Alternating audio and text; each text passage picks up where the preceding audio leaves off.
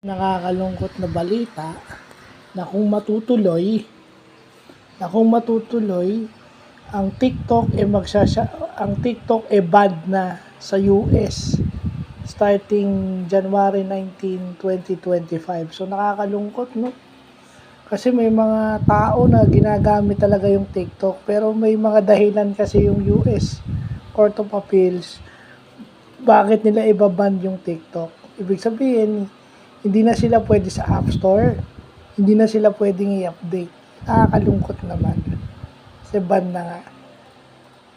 Sana man lang kasi, bigyan na lang ng, sa akin na opinion ko lang sana lagyan na lang ng provisions na walang papasok na against yung privacy at saka yung espionage o yung pag-i-espiya na tinatawag. Sana walang ganon. Platform lang talaga yon para makatulong sa mga tao na mag-express ng emotion and then ng business through TikTok shop. Kasi alam naman natin yung yellow basket ng TikTok, malaking tulong talaga yan. So wala akong itatag, nakakalungkot lang talaga dun sa mga American citizens na gumagamit ng TikTok legally. Okay? So yun lang po.